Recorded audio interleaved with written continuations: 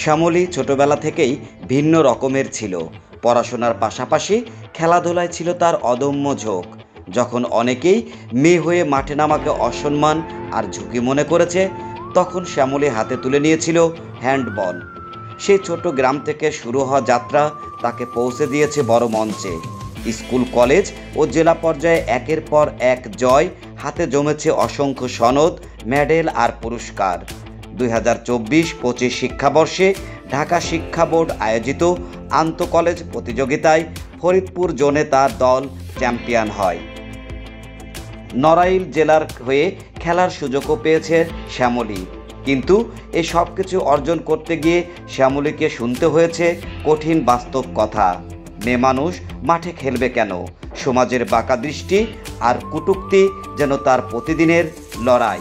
মেয়ে কেন বাইরে এরকম খেলতে যাবে, সামনের উপর দিয়ে জার্সি পরে যায়, একটা মেয়ে কেন জার্সি পরবে, এরকম অনেক কিছু শুনি। অনেকেই বাবা মাকে আরও বেশি কথা বলে বিভ্রান্তি করে, যার জন্য আমি বাড়ি আসার পরে এটা নিয়ে ঝামেলা হয়। কিন্তু ঝামেলা হইলেও আমার খেলাধুলা থেকে কখনো পিছিয়ে আসি নাই, সবসময়ই ভালোটা দেওয়ার চেষ্টা করছি। রাজবাড়ির বালিয়াকান্দির এক প্রত্যন্ত গ্রাম বাউনি, এখানে জন্ম শ্যামলী ঘোষের। ক্ষুদ্র দোকানদার বাবা উত্তম ঘোষের সীমিত আয়ে কোনো রকম চলে তাদের সংসার। তবুও বাবা মায়ের স্বপ্ন সন্তানদের লেখাপড়া শেখানো, তাদের জীবনকে আলোর পথে দাঁড় করানো।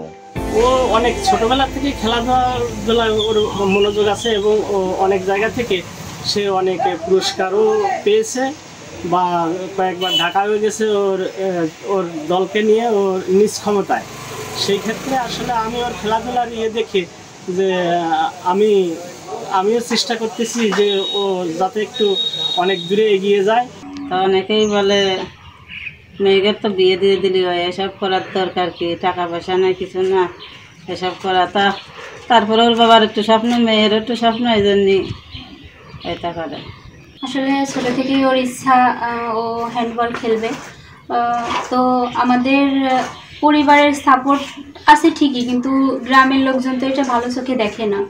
তো ওই জন্য আর ফ্যামিলির আর্থিক সমস্যা আছে। আমি পড়ালেখা করি, ও করে। আমার একটা ভাই আছে, সে পড়ালেখা করে। তো আমার বাবার একার পক্ষে আসলে এই 3 ভাই বোনের লেখাপড়ার খরচ প্লাস ওর খেলাধুলার খরচ আর কি বহন করা আর কি সম্ভব হয় না। তো এই জন্য যদি আর্থিক কোনো সহায়তা পাইতো সরকারের থেকে।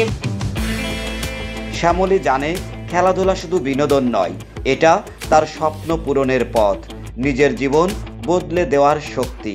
তাই প্রতিদিনের ক্লান্তি, প্রতিটি বাধা, প্রতিটি ব্যথা জয় করে তিনি এগিয়ে চলেছেন। এখন তিনি রাজবাড়ী সরকারি আদর্শ মহিলা কলেজের অনার্স করছেন। পড়াশোনার পাশাপাশি নিয়মিত অনুশীলনও চালাচ্ছেন। এখন বর্তমানে আমি রাজবাড়িতে কারাতেতে আছি, কারাতেতে ছোটকান কারাতে ন্যাশনালে যাচ্ছি। তো ইচ্ছা ছিল সবসময় হ্যান্ডবল নিয়েই করার, যদিও ইচ্ছাটা থাকায় কিন্তু ওখানে কোনো ভালো কোচ না থাকায় আমার বিকালে একাই প্র্যাকটিস করতে হচ্ছে। ভালো সুযোগ সুবিধা না থাকায় আমি কারাতে ন্যাশনালে যাচ্ছি ঠিক আছে, কিন্তু মন সবসময় হ্যান্ডবলে থাকে। তাই আমি বিকালে হ্যান্ডবল যখন সুযোগ পাই তখনই হ্যান্ডবল প্র্যাকটিস করি। তো এখন ভালো সুযোগ সুবিধা আর টাকা পয়সার একটা আর্থিক অনুদানের জন্য অনেক পিছায় আছি। শ্যামলীর চোখে শুধু এখন একটাই স্বপ্ন, লাল সবুজ জার্সি গায়ে বাংলাদেশের হয়ে মাঠে নামা। তার বিশ্বাস, সঠিক দিক নির্দেশনা আর ক্রীড়াঙ্গনের সহযোগিতা পেলে তিনি একদিন দেশের মুখ উজ্জ্বল করবেন।